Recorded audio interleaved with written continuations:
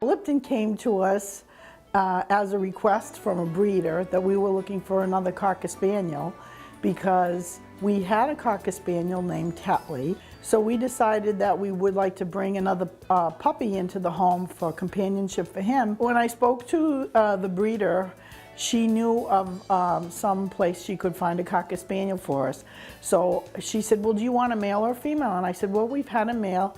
We could either have Red Rose if it's a girl or Lipton if it's a boy. So 2 weeks later, she called us and she said, we have Lipton and he's a red cocker and he needs a home. So we said, okay, we'll be right over. Lipton is very persistent and he's very smart. And he talks to us, or at least he whines to us. And there's about 20 questions that he knows how to answer. And when we get to the right question of what he wants, then he actually stops and freezes. Well, Lipton gets along with other animals really well. We got another baby kitten, and the little kitten was not afraid of Lipton at all and was very happy for the companionship. Then we had, one day Emily was outside and a little squirrel fell from the tree, showed Lipton the baby, and he chases squirrels and he chases chipmunks, but he knew this was different. And one time we had the experience of having, we rescued a baby raccoon that was born in our barn, and he was very gentle. The dog and the raccoon would eat side by side together. And the raccoon was interested in the dog, and the dog was like, okay, this is just another cat. And Emily used to go out on nature walks to take them. The raccoon would follow Lipton, and then Gabe would follow the raccoon the other way, and there was a little parade, you know, of animals following Emily all through the woods. Lipton's been very flexible, which is kind of unusual because these are animals that he would want to chase or he would want to dominate over.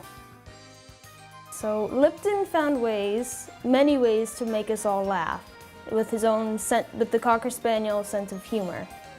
We had the pumpkin buckets for trick-or-treating, and he decided that they were his enemy.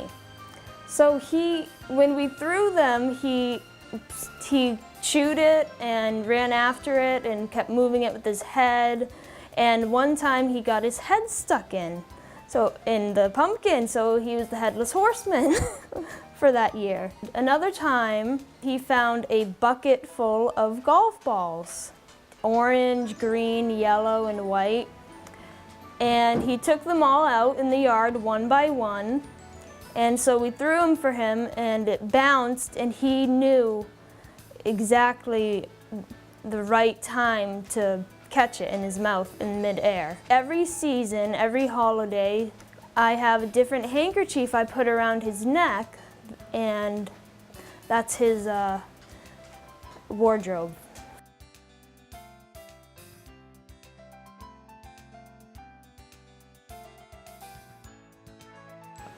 Well, Lipton's a Cocker Spaniel. They have a snout nose, they have an extra eyelid, and they have excellent hearing. They have hair, not fur, which was one of the reasons we chose Cocker Spaniels as a breed. And they need to be groomed a little more and brushed and combed out. A lot of people shave them, so they almost look like golden retriever puppies. He has had an eventful year the last year. He's had a surgery because he had a tumor and he had it removed. His biggest handicap right now, he is losing his sight. So inside the house in the evening, his vision is not good at all, and he kind of bounces around looking for his way and uses his nose a lot to find out where he is, if he's near a door where he can beg to go out. He as annoying and bratty as he may be, he's still my little brother, and I love him very much.